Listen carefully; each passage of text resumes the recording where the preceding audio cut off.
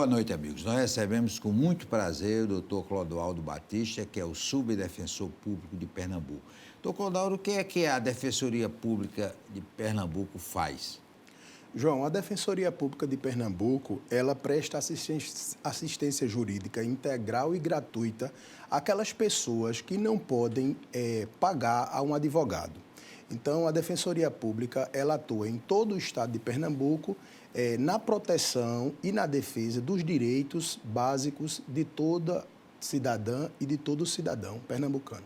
Recentemente, tomaram posse, mas não sei quantos defensores públicos. O quadro agora está completo ou ainda falta gente? Ainda falta gente. A gente teve aí um incremento significativo, substancioso.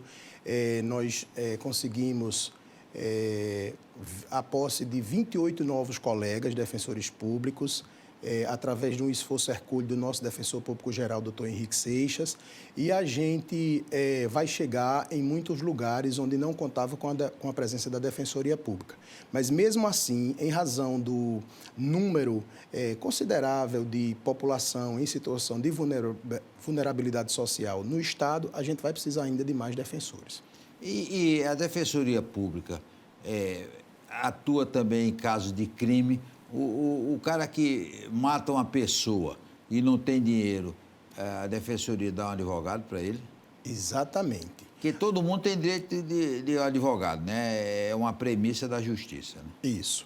A gente vive um Estado democrático de direito em que não há julgamento sem uma defesa, né? Toda e qualquer pessoa, quando ela vai se submeter a um julgamento, necessariamente a Constituição impõe que a ela seja concedido um profissional que garanta a sua defesa.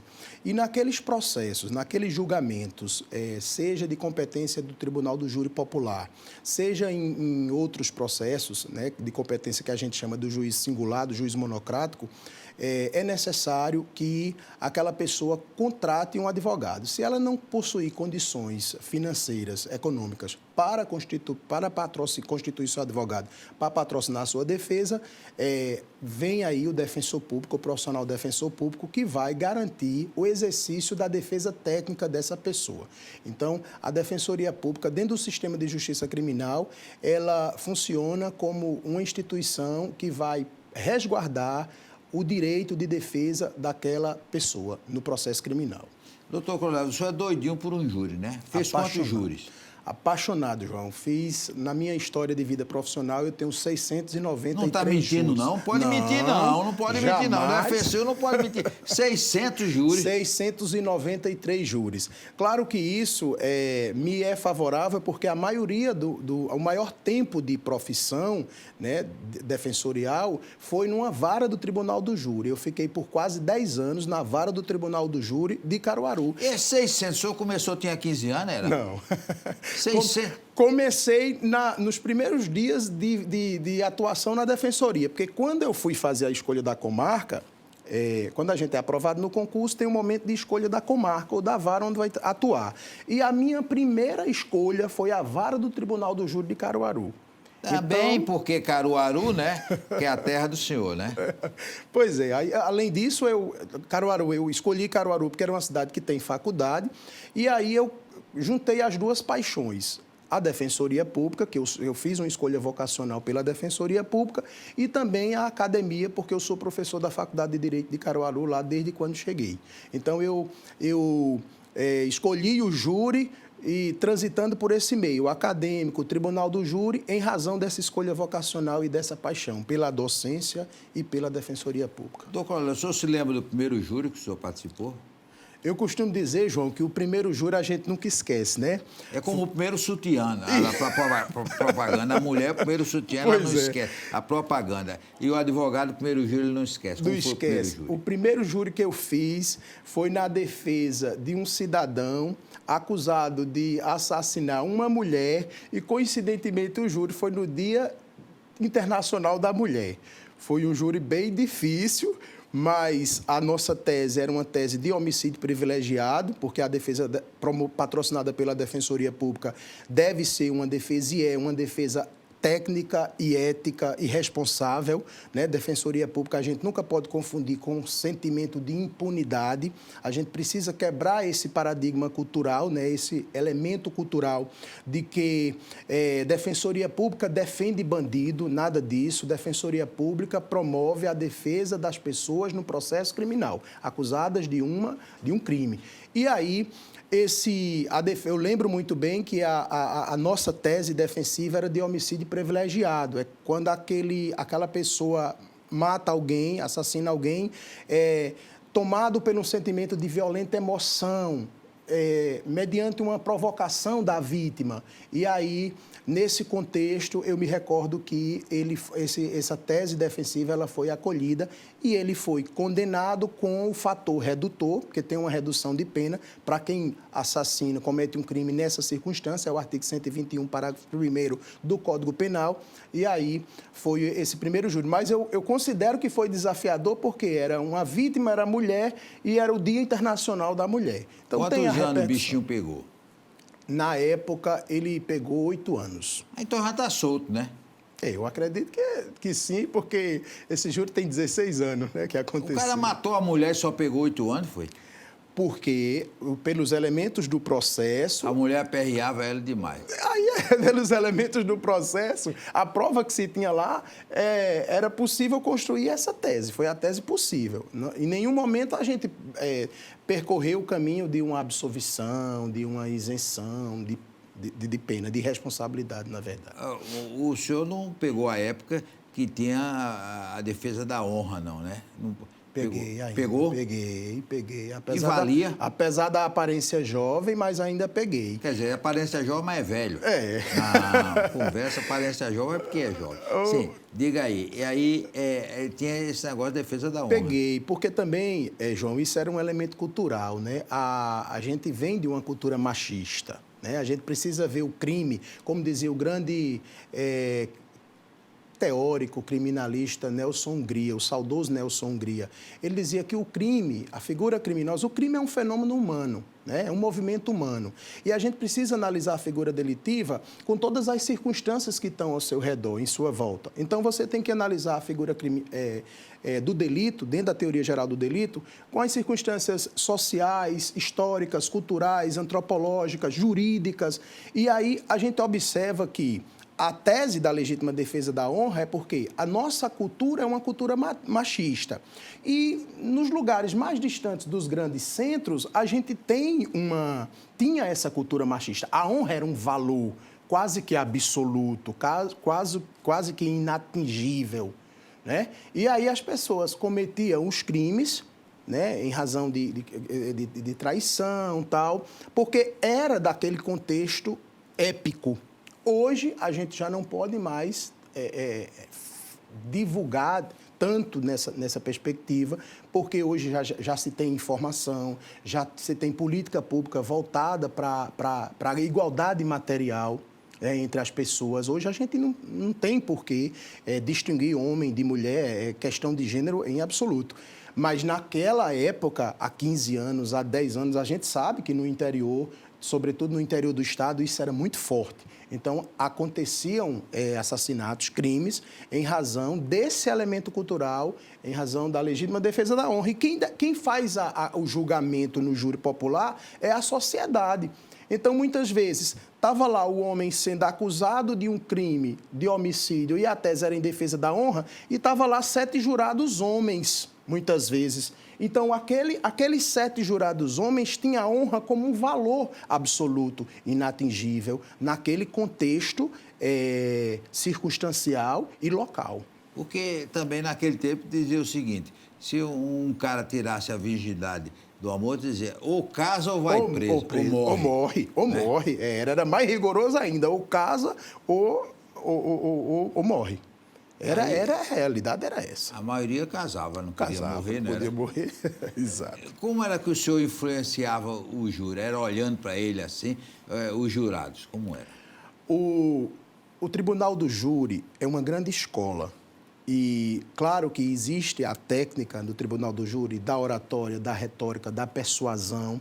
Isso é válido no Tribunal do Júri, certamente, para deixar a sua mensagem mais dizível, mais clara. Mas a defesa da Defensoria Pública, sempre a gente orienta que seja pautada sempre no exercício da responsabilidade.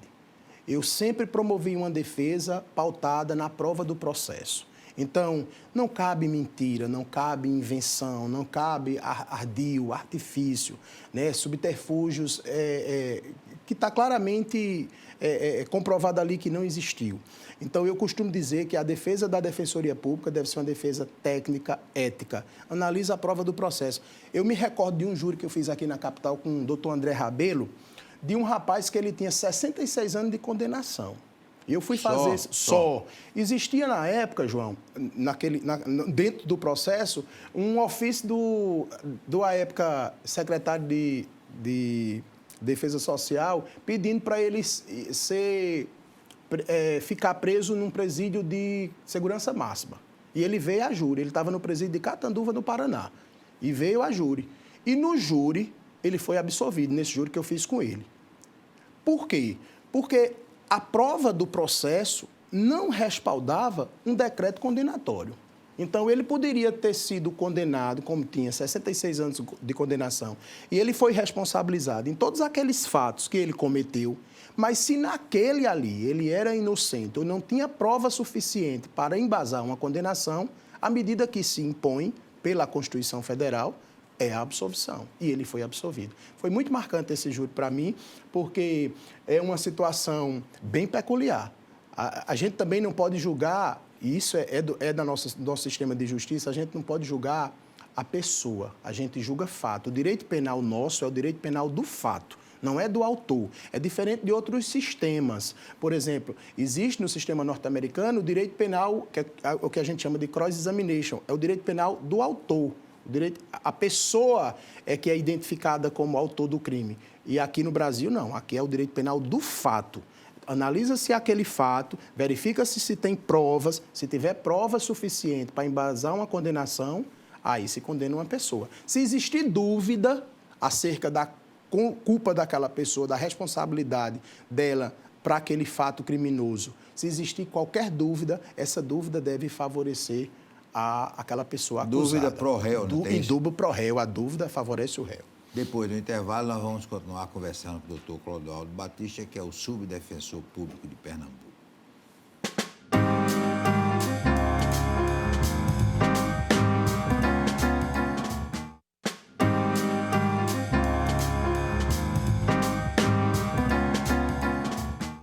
Doutor Clodoaldo Batista, a Defensoria Pública, depois que esse pessoal novo passou no concurso, ele tem um treinamento antes dele começar a atividade? Tem, sim. A gente, na Defensoria Pública, logo que impossa os novos defensores, a gente nomeia e impossa, a gente promove aí, realiza um curso de formação. Hoje, inclusive, a gente está com a turma dos 28 colegas em curso de formação. Então, eles vão ter aí um mês, né, de curso de formação. Esse curso é organizado pela nossa Escola Superior da Defensoria Pública, né, que tem à frente a nossa diretora Maria Luísa Ramos, ela é diretora da Escola Superior, e a gente organiza esse curso de formação e faz com que todas essas pessoas, esses colegas, novos colegas, eles tenham uma formação para, em seguida, passar a atuar na qualidade de defensor público no estado de Pernambuco. Quer dizer, ele não só atua em júri, não, tem outras atividades. Né? Tem outras áreas. A gente, na Defensoria Pública, a gente tem um leque de atribuições, João. A gente tem aí, por exemplo, aquela pessoa que precisa de uma medicação, garantir o direito à saúde, uma cirurgia, uma internação. Então, muitas vezes não, na maioria das vezes, ela não tem condições de constituir um advogado. Procura a Defensoria Pública e a Defensoria Pública promove o acesso à justiça, buscando garantir a ela essa medicação, ou esse exame, ou essa cirurgia, enfim. O rico consegue, o pobre só se for na Defensoria. Só se for na Defensoria, porque... E a Defensoria Pública existe para isso mesmo, né? Para promover a proteção, o resguardo dos direitos dessas pessoas, né? Em todas as áreas, em todos os ramos. Doutor Cláudio, como é que a pessoa tem acesso à Defensoria?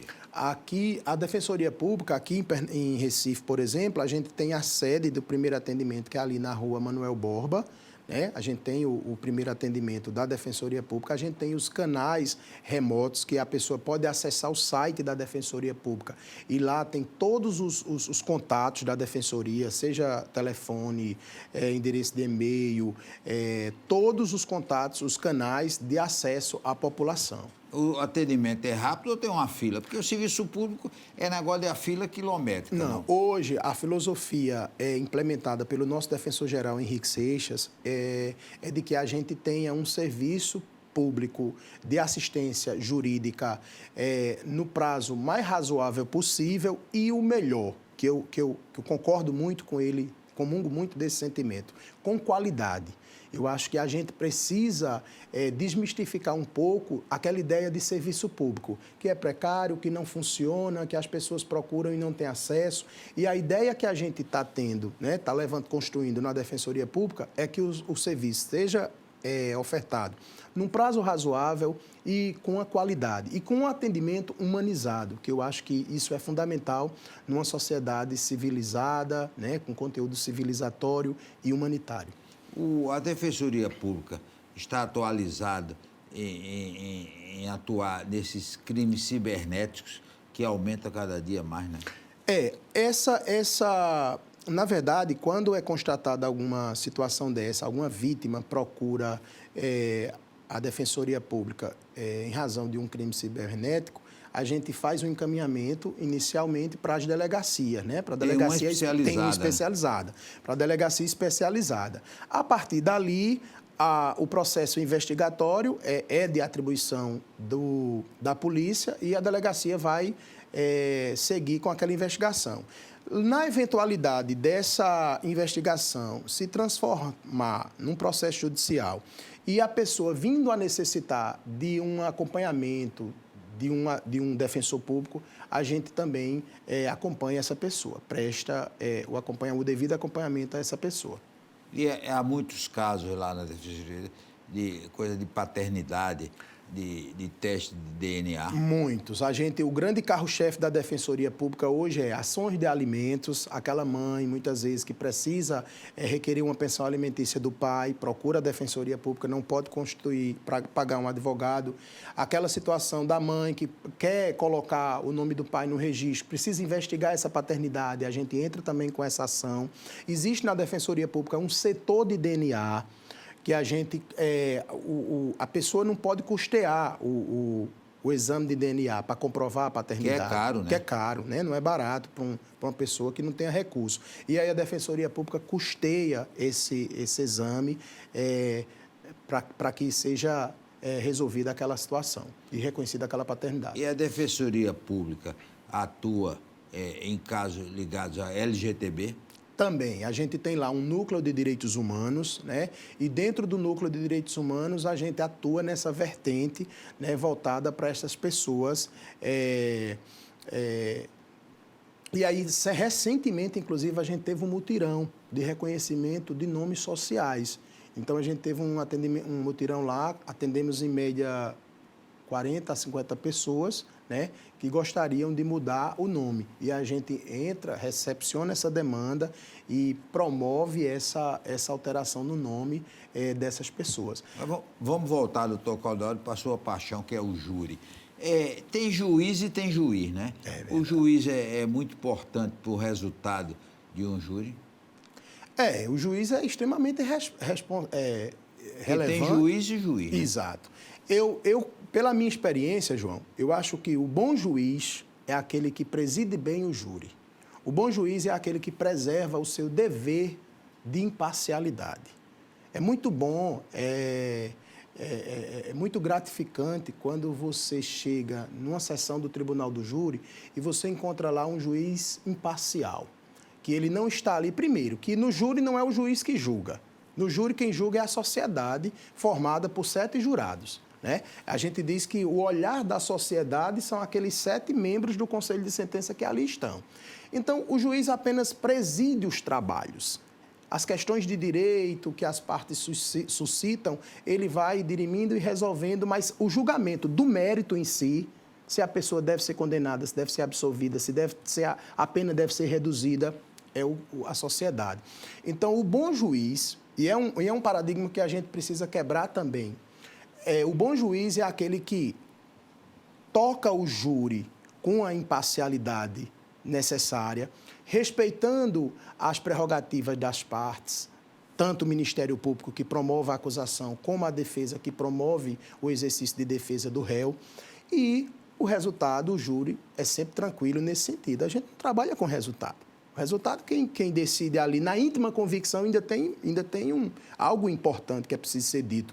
A íntima convicção do jurado, ou seja, o jurado, para julgar no júri, ele não precisa motivar, ele não precisa dizer por que ele está condenando ou por que ele está absolvendo. Então, o bom juiz é aquele que chega lá na presidência dos trabalhos e preside os trabalhos com imparcialidade, com serenidade, mantendo a rigidez da sessão e assegurando todas as prerrogativas constitucionais do réu, das partes, dos jurados e de toda a sociedade. E como era a atuação do promotor no júri? Aí eu vou fazer as minhas palavras. Tem promotor e tem promotor, né? Porque assim, quando eu digo que tem promotor e promotor, no perfil profissional. Então, eu já atuei com promotores tranquilos, serenos, mais técnicos, mas já atuei também com promotores mais aguerridos, né, com perfil mais pessoal, com a animosidade maior. E tudo isso a gente vai tocando com bastante serenidade. Eu costumo dizer assim, o tom quem dá é o promotor, o tom do júri. Então, se for tranquilo, for sereno, a gente vai do início ao fim. Eu costumo dizer que é o júri frio. Tem o júri frio, o júri morno e o júri quente pegando fogo.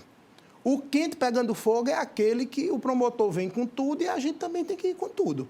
Porque senão não dá certo. Senão não mantém a paridade de armas. Tem que chamar o corpo de bombeiro, né? Também é importante. Não é porque é fogo para lá, fogo para cá. Então, a gente...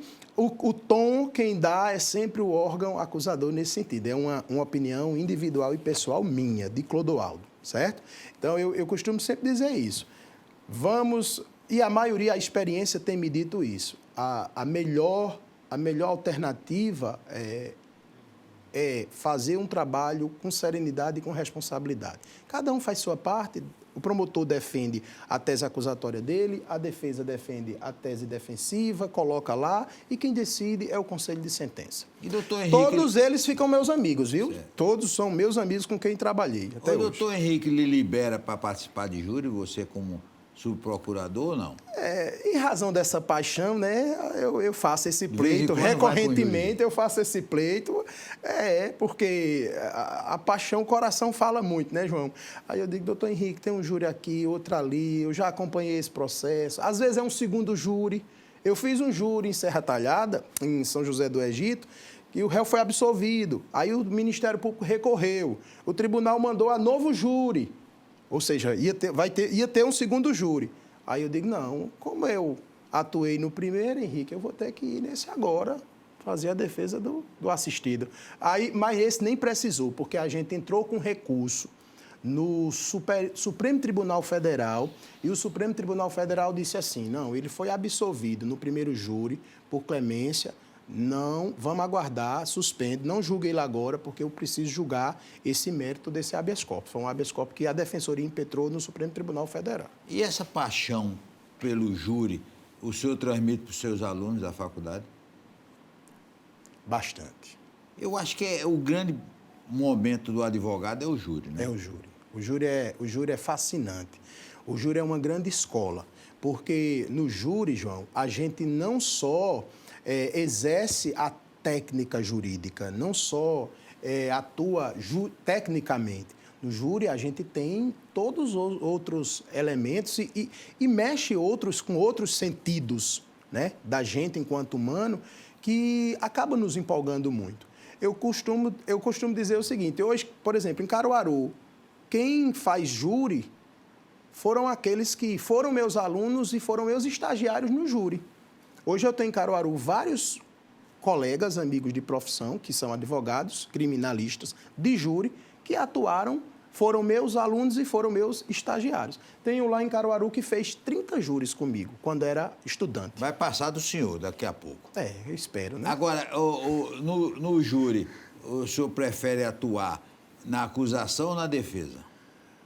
Eu me sinto, em razão da minha atuação como defensor público, eu opto por promover a defesa, porque na acusação, eu só funcionei em 3 júris como assistente de acusação, né? Mas, assim, eu me sinto mais confortável promovendo o direito de defesa. Por quê? Porque eu acho que a acusação ela já vem muito forte. A investigação ela é inquisitorial, vem lá da Polícia Judiciária, inquisitorial, não tem contraditório, né? Tem toda uma apuração naquele amparato estatal acusatório. Depois aquilo se transforma numa denúncia, o Ministério Público toca, promove a prova, produz prova e, às vezes, o sujeito vai ficando acuado ali diante dessa avalanche de produção de provas acusatórias. Aí é preciso que exista uma voz que diga, vamos fazer o contraponto, porque é importante a gente ter esse contraponto. Então, eu me sinto feliz e confortável promovendo a defesa das pessoas tecnicamente, independentemente de resultado. Eu sempre dizia isso, João, quando realizava um júri. Terminou o júri, independentemente do resultado, eu tocava no ombro do cidadão ou da cidadã, né, réu ou ré, e eu dizia, você está satisfeito com o trabalho, com o nosso trabalho? Estou, pronto. Isso ali era reconfortante para mim. Nós queremos agradecer ao doutor Clodoaldo Batista, dar os parabéns. Realmente, ele é conhecido pelo brilho no júri e continua mesmo como subdefensor público, atuando. Ele consegue com o defensor público um jeitinho e vai lá atuar no júri. Forte abraço e até amanhã, se Deus quiser.